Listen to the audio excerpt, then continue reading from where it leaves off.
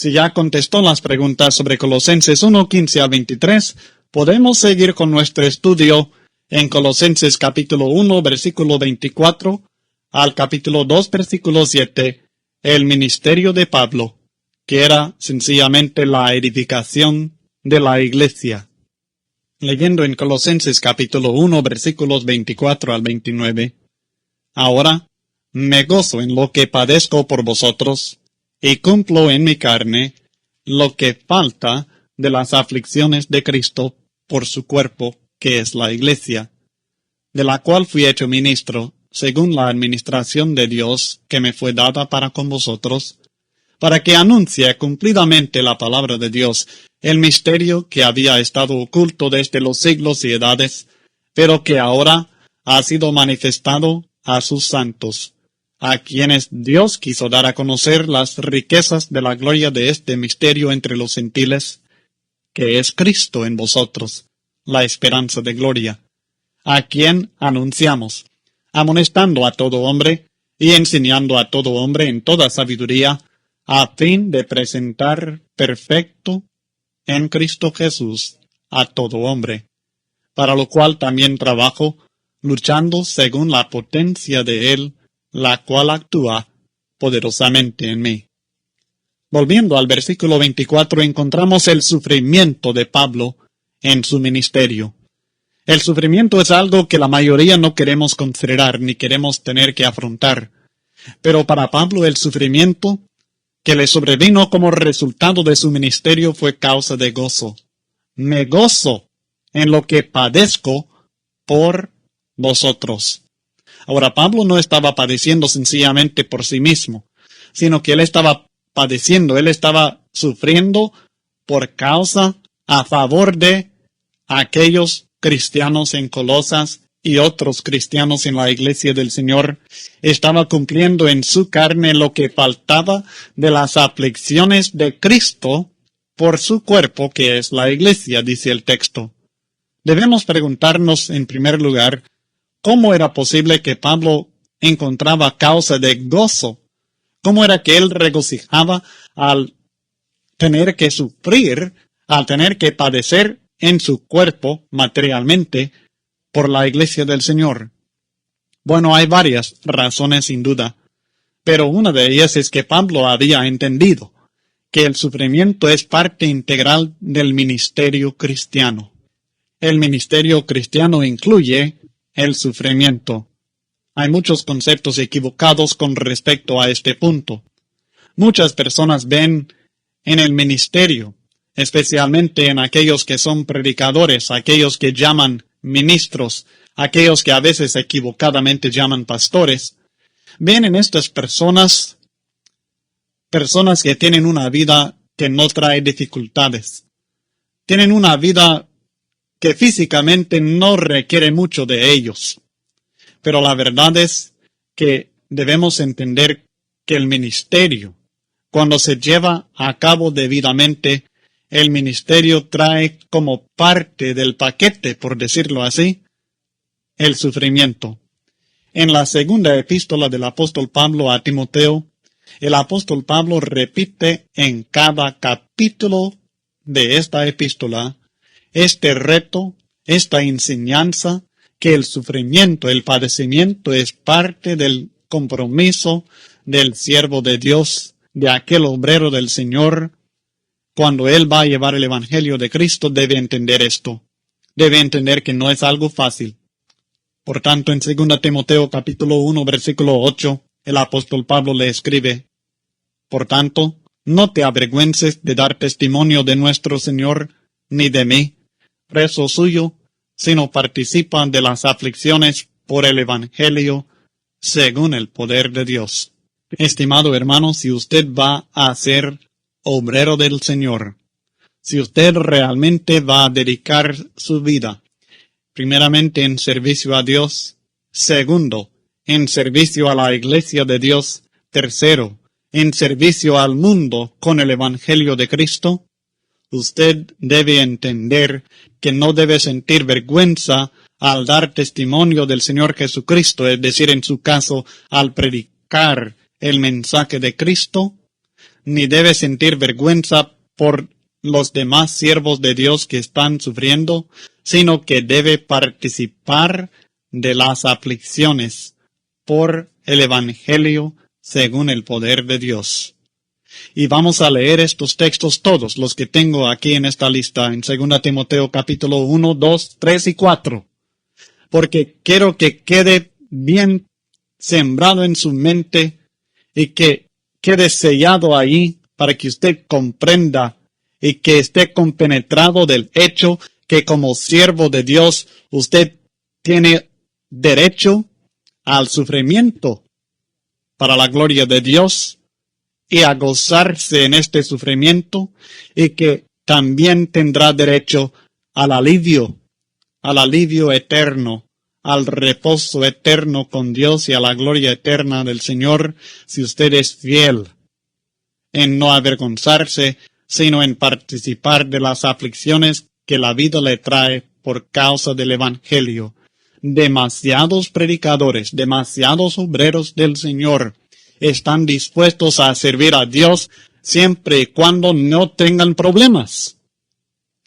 Quieren predicar en la congregación siempre y cuando nadie les critique o cuando todo camine bien. Están dispuestos a servir al Señor y llevar el Evangelio a los demás siempre y cuando no les cueste. Pero usted debe entender, y si no está dispuesto a esto, será mejor que no siga adelante ni un día más en el Evangelio del Señor, porque va a fracasar. Usted tiene que estar dispuesto a sufrir. Todavía falta de las aflicciones de Cristo por su cuerpo, mi hermano.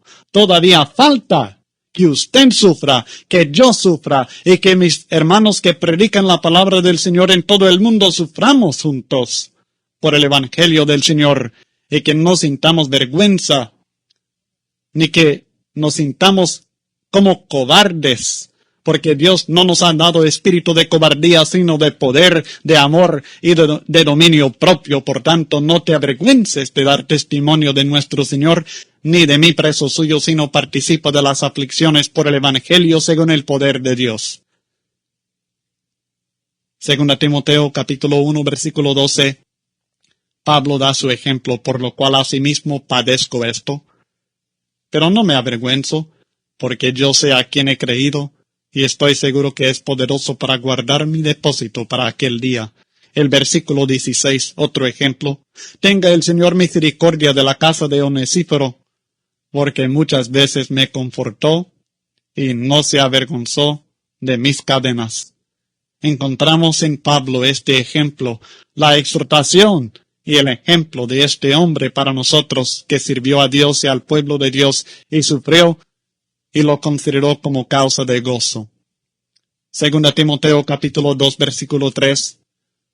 Tú pues, sufre penalidades como buen soldado de Jesucristo. Entendamos que somos soldados en el ejército del Señor, y el soldado tiene que estar dispuesto al sufrimiento. Si no está dispuesto al sacrificio y el sufrimiento, el soldado va a fracasar. En 2 Timoteo capítulo 2, versículos 8 al 10 nuevamente, el ejemplo. Acuérdate de Jesucristo del linaje de David, resucitando de los muertos conforme a mi evangelio, en el cual sufro penalidades, hasta prisiones a modo de malhechor, mas la palabra de Dios no está presa, recordemos. Por tanto, todo lo soporto por amor de los escogidos, para que ellos también obtengan la salvación que es en Cristo Jesús con gloria eterna. Este es el amor que necesitamos para soportar las pruebas, las penalidades, hasta prisiones a modo de malhechores, entendiendo que la palabra de Dios no está presa, y haciéndolo por amor de los escogidos, para que ellos sean salvos en Cristo con gloria eterna. Estemos dispuestos. 2 Timoteo capítulo 3 versículos 10 al 12. Pero tú has seguido mi doctrina, conducta, propósito, fe, longanimidad, amor, paciencia, persecuciones, padecimientos como los que me sobrevinieron en Antioquía, en Iconio, en Listra, persecuciones que he sufrido, y de todas me ha librado el Señor. Fíjese bien en la confianza de Pablo y en su ejemplo. Por todos lados, él iba a una parte y sufría, a otra y sufría, a otra y sufría. Sin embargo, aunque sufrió, el Señor le había librado de todas, dijo. ¿Cómo es que le había librado? No las había eliminado, sino que le había dado poder interno en su espíritu para soportar estas persecuciones. Y luego nos recuerda en el versículo 12, y también todos los que quieren vivir piadosamente en Cristo Jesús padecerán persecución. Usted también tendrá que padecer si piensa vivir piadosamente en el Señor Jesucristo. 2 Timoteo 4, versículos 5 y 6. Pero tú sé sobrio en todo, soporta las aflicciones, haz obra de evangelista, cumple tu ministerio. Nuevamente nos está recordando que si vamos a cumplir el ministerio que Dios nos ha dado, tendremos que soportar las aflicciones. Hacer obra de evangelista implica que tendremos también que soportar las aflicciones como Pablo había hecho y aún había llegado cuando escribía estas palabras, ya cerca el momento de su muerte por causa de Cristo Jesús. 2 Timoteo 4:6. Porque yo ya estoy para ser sacrificado y el tiempo de mi partida está cercano. Él sabía que iba a ser ofrecido como sacrificio derramado para Dios. 2 Timoteo 4, 14 al 18. Alejandro, el calderero, me ha causado muchos males. El Señor le pague conforme a sus hechos. Guárdate tú también de él, pues en gran manera se ha opuesto a nuestras palabras. En mi primera defensa ninguno estuvo a mi lado, sino que todos me desampararon. No les sea tomado en cuenta. Pero el Señor estuvo a mi lado y me dio fuerzas para que por mí fuese cumplida la predicación y que todos los gentiles oyesen. Así fui librado de la boca del león. Aunque Pablo sabía que ahora iba a morir, estaba satisfecho y seguro que el Señor había estado a su lado en toda situación y que había sido librado de la boca del león, que no había sido consumido, sino que había cumplido la predicación, había cumplido su ministerio. Y esto es lo que estamos buscando, la oportunidad de cumplir nuestro ministerio señalado para nosotros por Dios mismo. Si usted va a cumplir su ministerio, tendrá que entender que habrá muchas personas que le van a causar muchos males por causa de la palabra del Señor. Habrá muchos que se van a oponer a usted y a sus palabras. Usted va a ser desamparado a veces por todos. En su defensa contra aquellos que hacen mal, a veces los hermanos no tomarán su parte. Sin embargo, que esto no le llene de amargura ni de rencor, sino que tenga la capacidad de perdonar, diciendo como Pablo, no le sea tomado en cuenta, sabiendo que el Señor está a su lado y usted saldrá victorioso. Pablo sabía todo esto, lo había entendido, y por esta causa él pudo contar como gozo aquel padecimiento suyo por causa de la iglesia del Señor, como escribe a los Colosenses en Colosenses capítulo 1, versículo 24. Pablo estaba consciente que sus padecimientos por causa de la palabra de Dios le estaban dando la oportunidad de tener comunión con Cristo mismo, y esto es lo que él deseaba, la comunión del sufrimiento del Señor. En Filipenses capítulo 3, versículo 10, él habla de haber tomado todo, tenerlo todo por basura para ganar a Cristo, a fin de conocerle y el poder de su resurrección y la participación de sus padecimientos, llegando a ser semejante a él en su muerte. Esto es lo que él deseaba, era tener la comunión con el Señor en el padecimiento, Y les dice a los filipenses en Filipenses 1:29, porque a vosotros os es concedido a causa de Cristo no solo que creáis en Él, sino también que padezcáis por Él. Es un privilegio padecer por Cristo. Es seguir en sus pisadas, siguiendo el ejemplo que Él nos ha dejado. 1 Pedro 2, versículos 21 al 24. Y Pablo, especialmente, sabía que así estaba cumpliendo el propósito que Cristo le había enseñado desde su llamamiento al ministerio en Hechos capítulo 9. Tanto amaba Pablo al cuerpo de Cristo, que estaba contento poder continuar el servicio que Cristo había empezado a favor de la iglesia. Y esto necesariamente incluye el padecimiento. Si vamos a servir a la iglesia, vamos a tener que sufrir. ¿Estamos nosotros dispuestos también a conocer la comunión de su sufrimiento, del sufrimiento de Cristo, para el beneficio del cuerpo de Cristo? Pablo estaba dispuesto a esto, dispuesto a gastarlo todo y ser gastado, 2 Corintios capítulo 12, versículo 15. Y tal era su actitud en todo lugar, era que él amaba tanto a la iglesia, amaba tanto a sus hermanos, aun aquellos hermanos que no eran tan maduros, aquellos hermanos que no eran tan fieles, aquellos hermanos que se oponían a ellos mismos y al Señor y a él, Pablo, también a veces. Sin embargo, les amaba tanto que estaba dispuesto a sufrir, a padecer, para lograr, al fin, la salvación, la redención, la santificación de todo hombre perfecto en Cristo Jesús.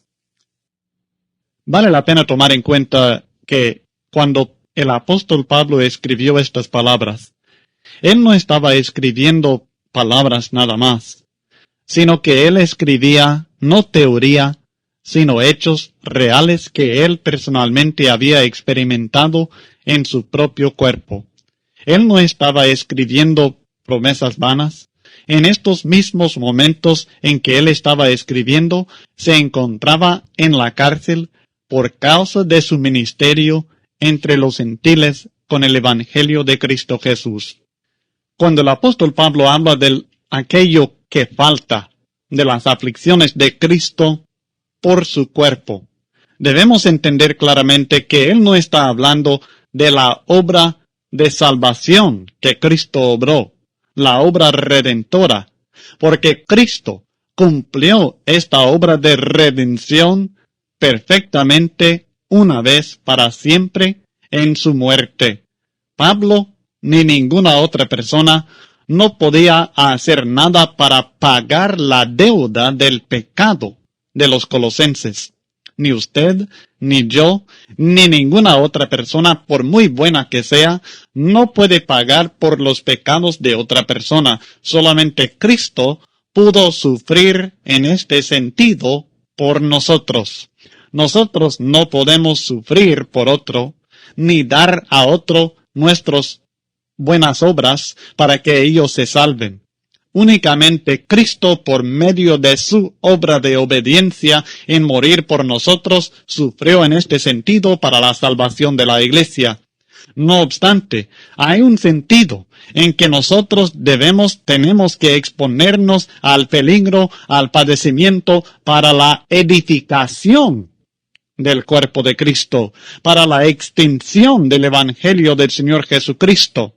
Es en este sentido que nosotros tenemos que sufrir. Es en este sentido que falta todavía de las aflicciones de Cristo por su cuerpo, que es la iglesia. Faltan hermanos todavía que sufran para que la iglesia sea edificada, fortalecida como debe ser.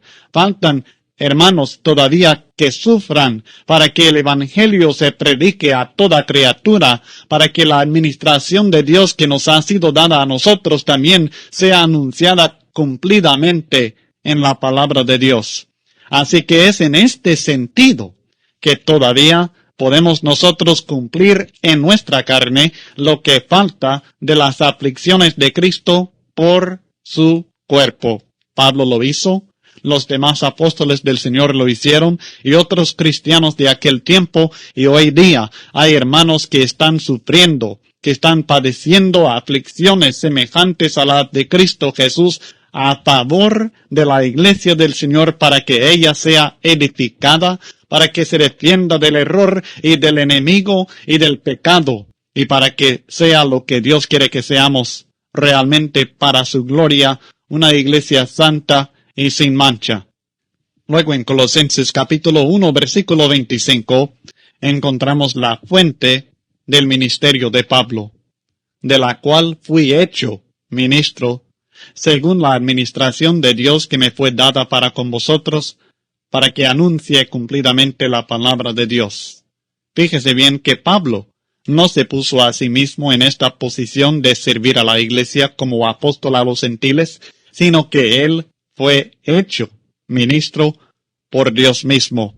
Se consideraba ciertamente como apóstol con autoridad, como declara desde el primer versículo de la epístola, pero también Pablo reconoció que Dios le había llamado para ser ministro.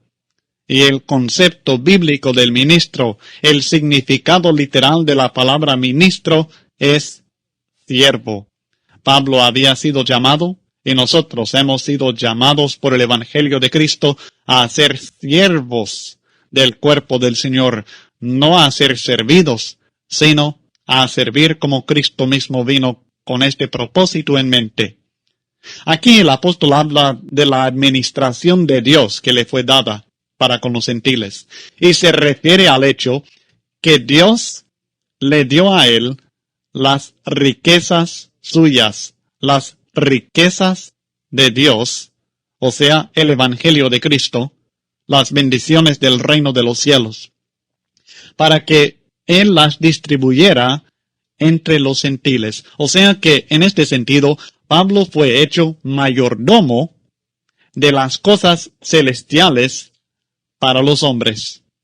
Este es el concepto que encontramos en 1 Corintios capítulo 4, versículos 1 y 2, y creo que en este texto veremos con claridad a qué se refiere. Así pues, ténganos los hombres por servidores de Cristo y administradores de los misterios de Dios, hablando del Evangelio. Ahora bien, se requiere de los administradores que cada uno sea hallado fiel. Cuando Pablo habla de la administración de Dios que le fue dada para con ellos, está hablando acerca del Evangelio, las riquezas divinas de las cuales él fue hecho mayordomo de estas cosas celestiales para el beneficio de los gentiles, para que anuncie cumplidamente la palabra de Dios, dice. O sea que lo que él deseaba y lo que Dios deseaba para él es que su palabra llenara la tierra para que pueda cumplir su propósito. Y ese propósito es la conversión y la salvación de los hombres pecadores de toda nación. Así que Pablo lo que deseaba era cumplir con esta misión y anunciar completamente, cumplidamente la palabra de Dios en toda nación bajo el cielo a la cual Dios le había enviado. Luego en los versículos 26 y 27 nos anuncia el mensaje que él llevó a estas naciones bajo la administración de Dios. El misterio que había estado oculto desde los siglos y edades, pero que ahora ha sido manifestado a sus santos, a quienes Dios quiso dar a conocer las riquezas de la gloria de este misterio entre los gentiles, que es Cristo en vosotros, la esperanza de gloria. Durante mucho tiempo, realmente durante cientos de años, durante muchos siglos, este misterio, este mensaje, quedó oculto, sin entenderse la intención de Dios de salvar a los gentiles, a las naciones que no eran judías, y también a los judíos, por medio de Cristo. Es cierto que en el antiguo pacto esto estaba revelado parcialmente, pero no fue entendido. Era misterio en aquel tiempo. Ahora leyendo nosotros el Nuevo Testamento y volvemos a leer profecías del Antiguo Testamento y las entendemos claramente. Ahora está claro de qué están hablando las profecías, pero en aquel tiempo eran misterio, no eran entendidos hasta la revelación del Nuevo Pacto.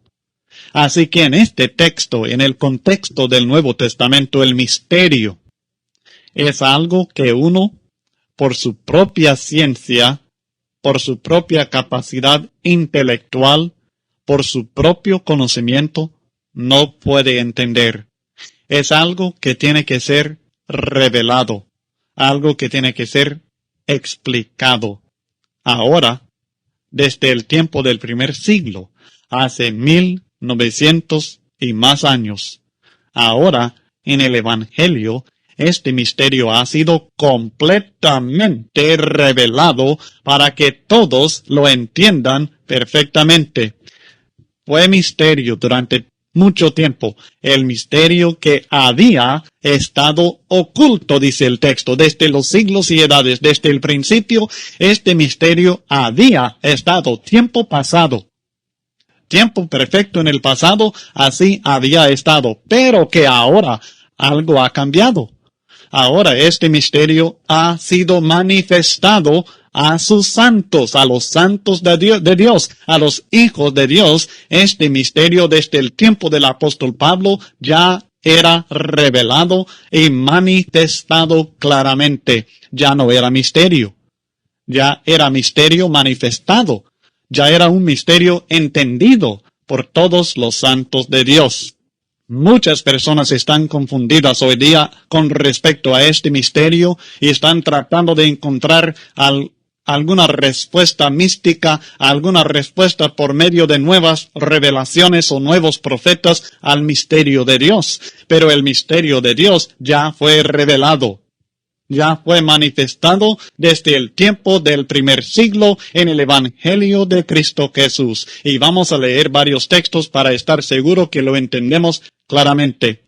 Primeramente en Romanos capítulo 16, versículos 25 al 26, vamos a ver esto, porque no debe quedar ninguna duda en su mente, mi hermano, que el misterio ya ha sido manifestado y que es el Evangelio de Cristo.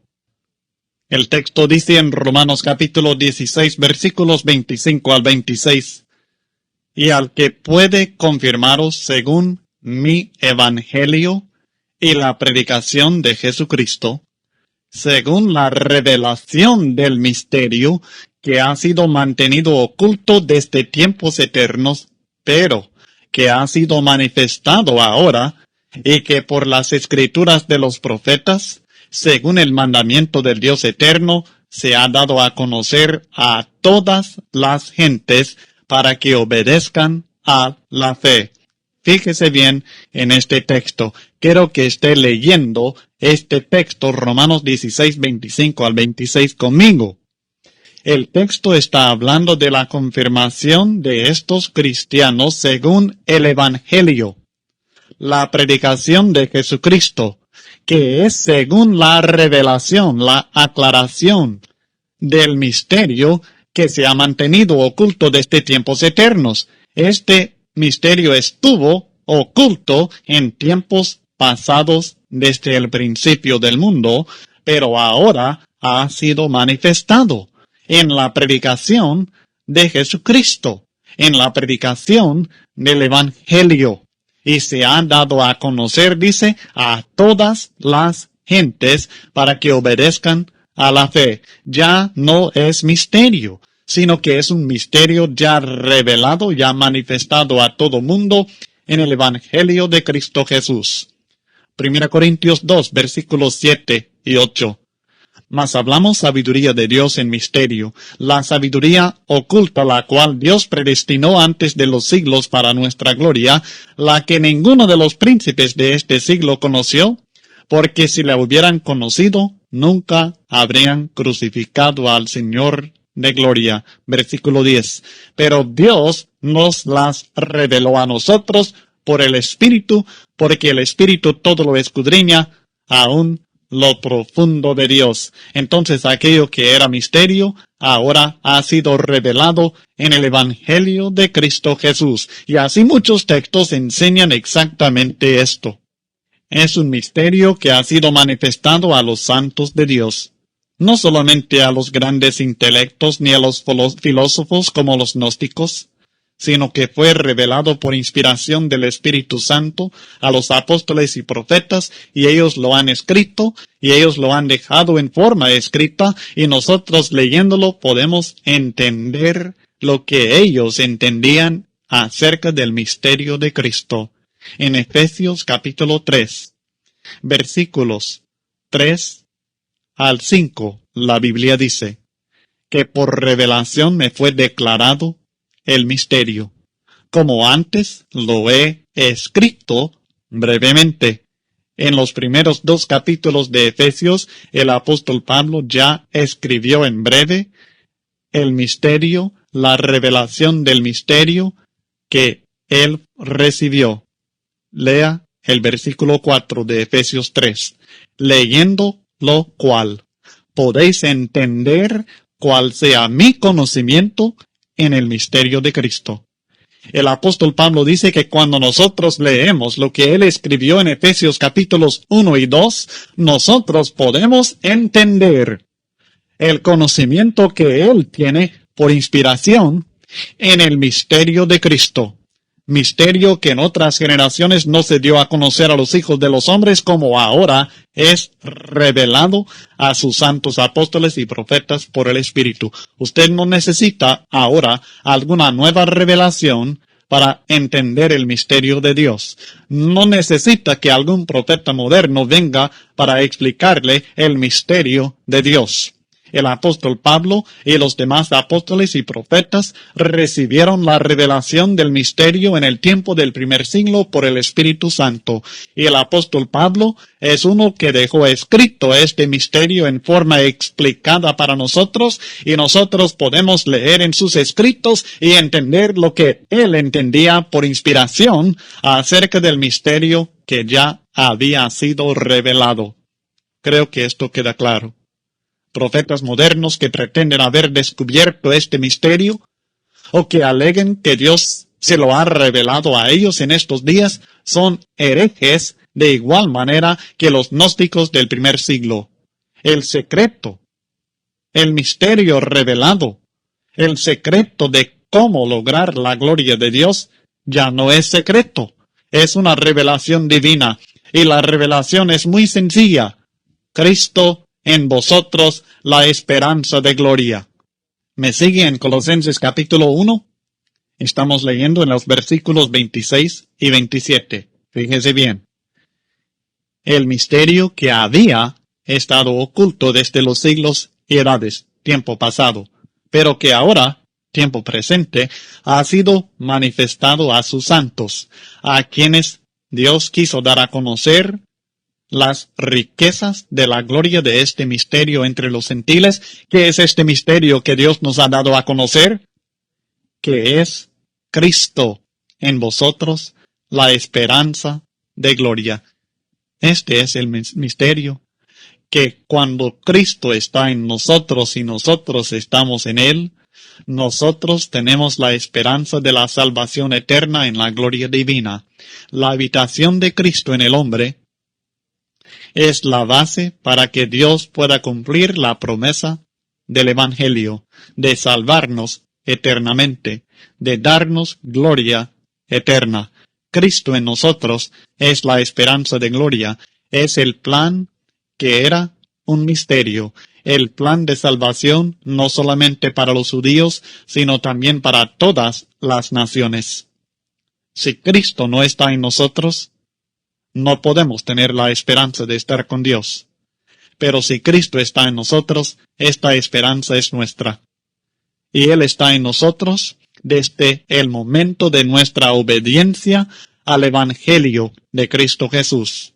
Pero esto debe progresar. La influencia de Cristo en nuestra vida debe progresar hasta que ya no vivamos nosotros, sino Cristo en nosotros. A esto se refiere el apóstol Pablo en Gálatas capítulo 2, versículo 20, hablando de su propia relación con el Señor. Con Cristo estoy juntamente crucificado, y ya no vivo yo, mas vive Cristo en mí. Esto es lo que Dios desea ver en nosotros. Cuando nosotros tenemos fe en Él, Cristo habita en nosotros. En Efesios capítulo 3, versículo 17 aprendemos que es por fe que Cristo mora en nosotros, para que habite Cristo por la fe en vuestros corazones. Efesios 3, versículo 17. Así que el misterio revelado en el Evangelio es que cuando Cristo está en nosotros, nosotros tenemos seguramente la esperanza de gloria. Tenemos muchas bendiciones de Dios en esta vida, muchas bendiciones en el presente, pero realmente la gloria que deseamos, la gloria que es el anhelo del ser humano, es algo que no podemos tener plenamente en esta vida. Tenemos la promesa de gloria y la esperanza de gloria, la esperanza de gozar de la gloria divina, de conocer la gloria de Cristo Jesús. En Juan capítulo 17, orando a su Padre, Jesucristo dijo: Ahora pues, Padre, glorifícame tú al lado tuyo con aquella gloria que tuve contigo antes que el mundo fuese.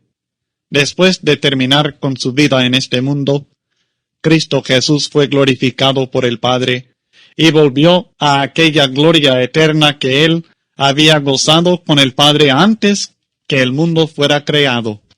Pero Jesucristo no sencillamente volvió y dejó olvidado aquel discípulo que había dejado en el mundo, aquella iglesia por la cual vino. Jesucristo dijo en Juan 17:24, Padre, aquellos que me has dado, quiero que donde yo estoy, también ellos estén conmigo, para que vean mi gloria que me has dado, porque me has amado desde antes de la fundación del mundo. Juan 17, versículo 24. Jesucristo quiere que nosotros gocemos de su gloria. Él quiere que nosotros conozcamos aquella gloria que Él y el Padre han gozado desde tiempos eternos, desde antes de la fundación del mundo. Y ahora nos ha dado a nosotros por medio del Evangelio esta esperanza. La esperanza de que un simple ser humano, un hombre que ha pecado contra Dios, puede ser perdonado, y ese perdón puede ser eterno, que puede gozar de la gloria de Dios, que podrá conocer aquella gloria celestial, aquella gloria que va más allá de la imaginación del ser humano, aquella gloria que es la de Dios mismo, la de Cristo mismo. Y esta es la gloria que nosotros esperamos gozar, no solamente en espíritu, sino en un cuerpo también transformado en la resurrección, un cuerpo nuevo que Cristo nos dará semejante al cuerpo de su gloria, que nosotros deseamos conocer. En Filipenses capítulo 3, versículos 20 al 21, el texto dice: Mas nuestra ciudadanía está en los cielos, de donde también esperamos al Salvador, al Señor Jesucristo, el cual transformará el cuerpo de la humillación nuestra, para que sea semejante al cuerpo de la gloria suya, por el poder con el cual puede también sujetar a sí mismo todas las cosas. Esta es la esperanza de gloria, el ser semejantes a Cristo, el estar con Él en su gloria y el tener un cuerpo semejante al cuerpo de la gloria de Cristo Jesús, por el poder con el cual Él puede también sujetar a sí mismo todas las cosas. A propósito, hermano, parece que estas referencias no se encuentran en el estudio impreso, deben estar en la página 32 en el punto 6 bajo gloria, pero no se encuentran y son Juan 17, espero que los apunte ahí, Juan capítulo 17 versículo 4 y el versículo 24 del mismo capítulo de Juan 17, y luego Filipenses capítulo 3 versículos 20 al 21. También encontramos en Romanos capítulo 8, versículo 18, una expresión de esta esperanza nuestra. El texto dice: Pues tengo por cierto que las aflicciones del tiempo presente no son comparables con la gloria venidera que en nosotros ha de manifestarse.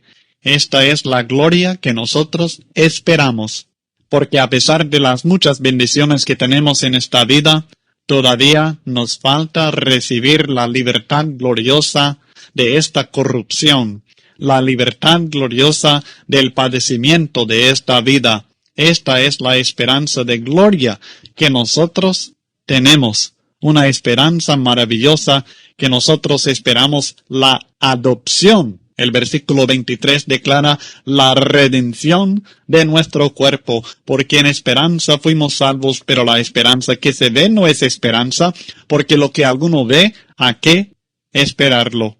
Pero si esperamos lo que no vemos, con paciencia lo aguardamos. Romanos 8 deberá apuntar también versículos 23 al 25. Por tanto, cuando la Biblia habla de la esperanza de gloria, Cristo en nosotros, la esperanza de gloria, está hablando de nuestra esperanza de conocer y participar en la gloria de Cristo mismo, la gloria de Dios, en la presencia del Señor. Y está hablando de un cuerpo glorioso transformado de corruptible a incorruptible. Cuando nosotros en la resurrección recibiremos este nuevo cuerpo que fue sembrado en deshonra, pero que resucitará en gloria. 1 Corintios 15, versículo 43. Y entonces nosotros podremos estar agradecidos con Dios por haber cumplido aquella promesa, y la esperanza será realidad y tendremos la gloria que deseamos. Volviendo a Colosenses capítulo 1, en los versículos 28 y 29 encontramos tres actividades importantes del apóstol Pablo y que son también importantes para todo predicador, toda persona que enseña la palabra de Dios. El texto dice, ¿a quién anunciamos, hablando de Cristo, a quién anunciamos, amonestando a todo hombre y enseñando a todo hombre en toda sabiduría, a fin de presentar perfecto en Cristo Jesús a todo hombre, para lo cual también trabajo luchando según la potencia de Él, la cual actúa poderosamente en mí? Las tres actividades mencionadas en el versículo 28 son, primero, anunciar a Cristo como la esperanza de gloria. Segundo, amonestar. Y tercero, enseñar en toda sabiduría. Estas tres actividades son muy importantes y es algo que nosotros debemos tomar en cuenta, que todo esto es parte del ministerio.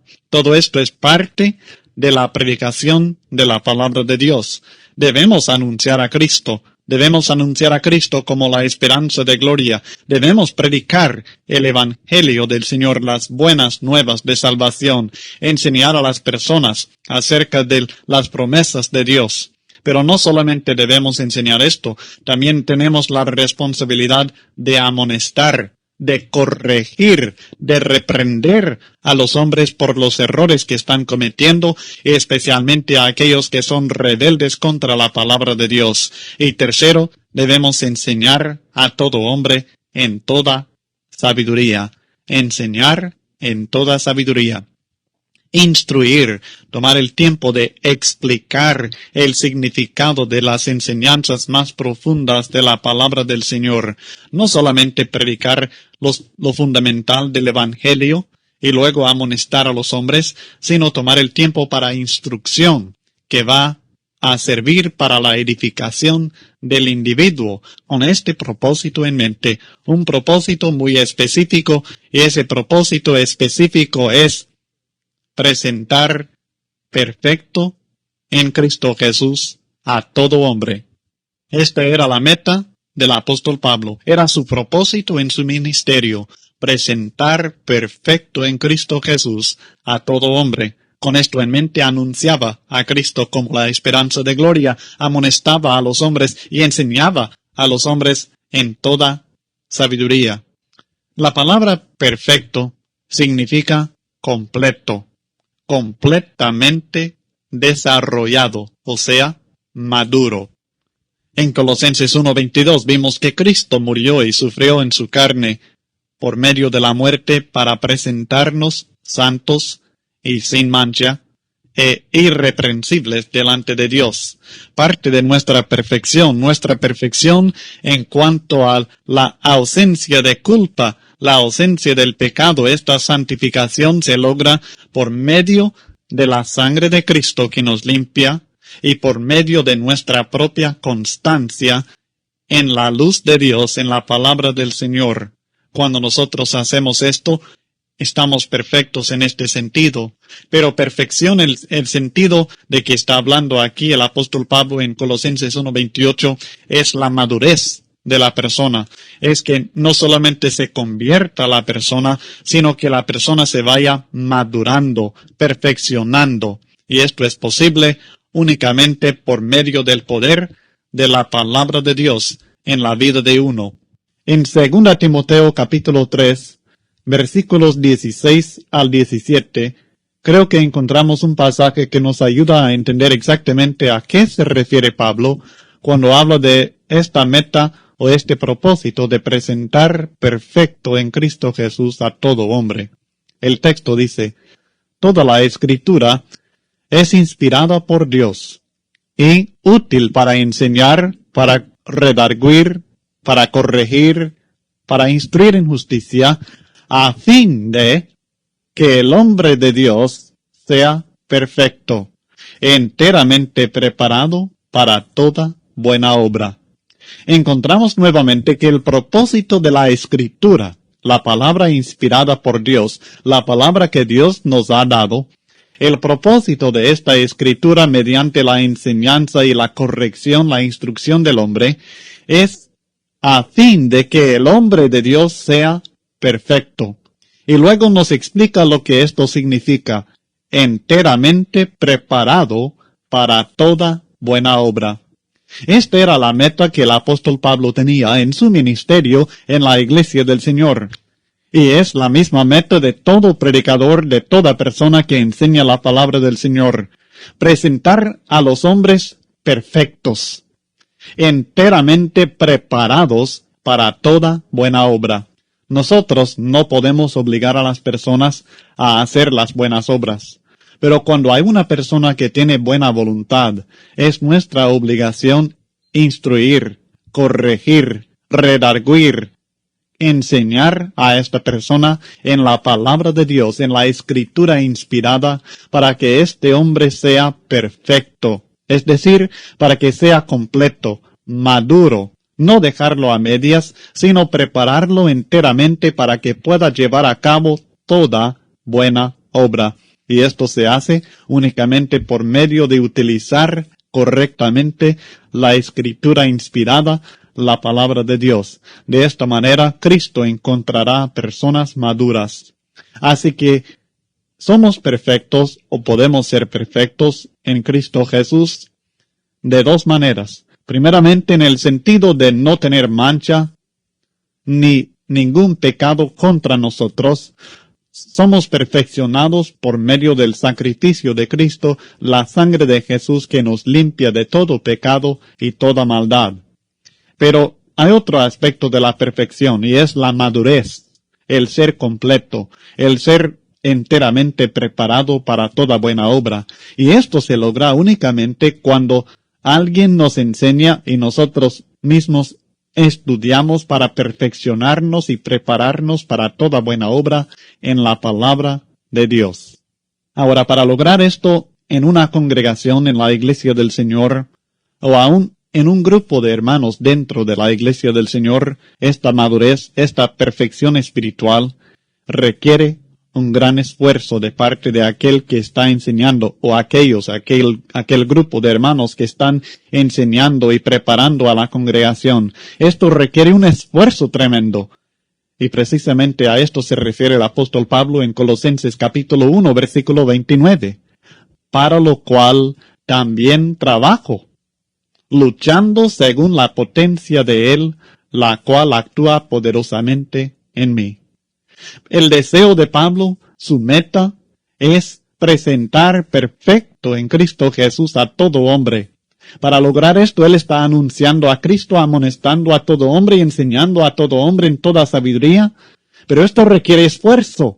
Y para esto mismo dice en el versículo 29, Él trabaja, para lo cual también trabajo. Y esta palabra trabajo, traducido del griego, en su sentido original se refiere no sencillamente a un trabajo común y corriente, sino a trabajar hasta estar rendido. Es el mismo concepto que encontramos en las palabras del apóstol Pablo mismo en 1 Corintios 4, versículo 12. Nos fatigamos trabajando con nuestras propias manos. Nos maldicen y bendecimos, padecemos persecución y la soportamos. Nos fatigamos, dice Pablo, trabajando con nuestras propias manos. A esto se refiere Pablo, este es el esfuerzo que es necesario. Si usted realmente desea presentar perfecto en Cristo a otros hombres, a personas convertidas por medio de la predicación de la palabra de Cristo Jesús, por medio del Evangelio, tal vez personas que usted mismo ha convertido, si usted desea que se maduren, esto requiere esfuerzo, requiere trabajo, requiere que usted se fatigue trabajando para lograr este fin, para lo cual también trabajo, dice Pablo, luchando según la potencia de Él, la cual actúa poderosamente en mí. La obra de uno no termina con la conversión del pecador.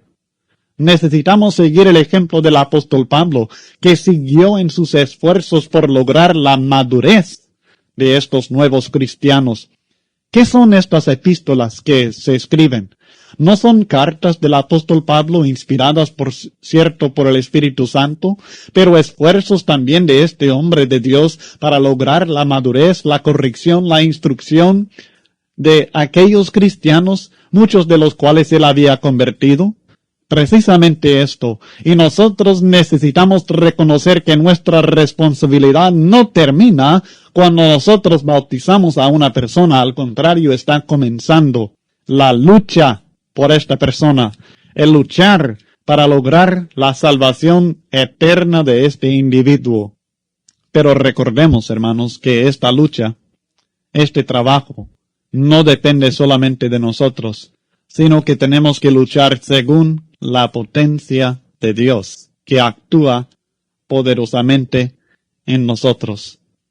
Sea nuestra lucha personal, como también nuestra lucha por lograr la madurez del cuerpo de Cristo, ambos tienen que hacerse según la potencia de Dios que obra en nosotros. Todo lo puedo en Cristo que me fortalece, dice Pablo en Filipenses capítulo 4, versículo 13. Cuando él escribe a la iglesia en Éfeso, en Efesios capítulo 3, él está tratando de que se madure esta congregación y ora a Dios para que logre la madurez, la perfección, para que ellos sean plenamente capaces de comprender con todos los santos la anchura, la longitud, la profundidad, la altura y de conocer el amor de Cristo. Su propósito para ellos, según el versículo 19 de Efesios 3, para que seáis llenos de toda la plenitud de Dios. En otras palabras, para que fueran perfectos, maduros, completos, llenos de la plenitud de Dios. ¿Y cómo iba a lograr esto? Él había entendido que tenía que ser por medio del poder de Dios.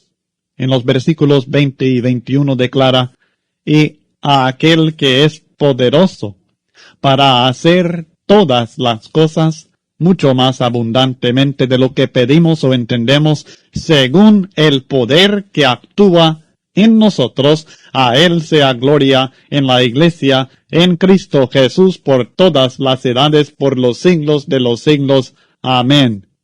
Mis hermanos, tenemos que entender que el poder de Dios no se refiere únicamente a aquellos milagros de sanidad y otros milagros que hicieron los apóstoles.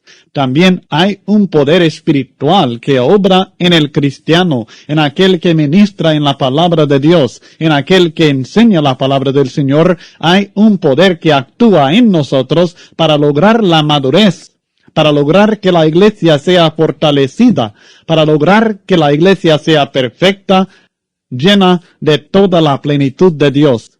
Y es este poder que hace posible no solamente la conversión de la persona, sino la santificación y la madurez de la persona, su perfección en Cristo Jesús cuando nosotros enseñamos la palabra de Dios. Ni yo, ni usted, ni el apóstol Pablo no podemos por nuestro propio poder perfeccionar ni madurar a ninguna persona.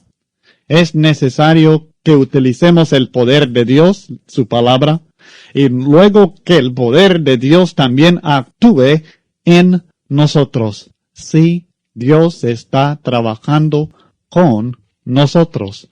A esto se refiere el apóstol Pablo en 1 Corintios, cuando él habla de nosotros como colaboradores de Dios. Somos nosotros colaboradores, es decir, que nosotros laboramos, trabajamos juntamente con Dios. En 1 Corintios capítulo 3, versículo 9 dice, porque nosotros somos colaboradores de Dios, y vosotros sois labranza de Dios, edificio de Dios. Está hablando a los cristianos en Corinto. Y les dice que ellos son el resultado de la obra de otros cristianos y también de Dios. Ellos han resultado, la iglesia resultó, y el crecimiento espiritual que hay en la iglesia en este instante es el resultado, dice Pablo, de la obra de Dios y la obra de Apolos y de este servidor suyo. Fíjese lo que dice en el versículo 6 de 1 Corintios 3. Yo planté, Apolos regó, pero el crecimiento lo ha dado Dios. Así que ni el que planta es algo, ni el que riega, sino Dios que da el crecimiento. Entonces, es mediante el poder de Dios que nosotros llevamos este fruto en el crecimiento en la iglesia del Señor. ¿Desea usted que la iglesia crezca? Claro que sí. ¿Desea que se perfeccionen los hermanos? Claro que sí. Entonces tiene que trabajar arduamente. Pero tiene que reconocer que aún con su arduo trabajo, que va a ser el poder de Dios, que va a dar el fruto, que va a hacer que crezca la iglesia del Señor. Y a esto se refiere Pablo en el versículo 29 de Colosenses 1 que estamos estudiando, para lo cual también trabajo, luchando según la potencia de Él, la cual actúa poderosamente en mí. Dios nos ayuda. Dios trabaja con nosotros y en nosotros para lograr la edificación de su iglesia cuando nosotros trabajamos arduamente. Luego en Colosenses capítulo 2, versículo 1, aunque hay un cambio de capítulo, no hay cambio de tema, y el apóstol Pablo sigue hablando de su ministerio y habla ahora de la lucha en su ministerio. Porque quiero que sepáis cuán gran lucha sostengo por vosotros y por los que están en la Odisea y por todos los que nunca han visto mi rostro. Fíjese bien que el apóstol Pablo en su trabajo no se limitó a los lugares que él mismo había evangelizado personalmente, sino que él estaba preocupado por aquellos que ni siquiera conocía personalmente. Sintió también responsabilidad por el crecimiento espiritual de ellos. No era orgulloso en decir, bueno, porque no es una congregación que yo no establecí. Yo no tengo nada que ver con ella, por tanto, si tiene problemas, es problema de ellos. De ninguna manera. Él estaba interesado en sembrar la palabra de Dios en corazones en todo lugar. Estaba dispuesto a ayudar a congregaciones, estuvieran donde estuvieran, y que tuvieran el problema que tuvieran, y que fueran establecidos por el medio que fuera. Él no buscaba gloria para sí. Él buscaba el crecimiento, la edificación de la iglesia y luchaba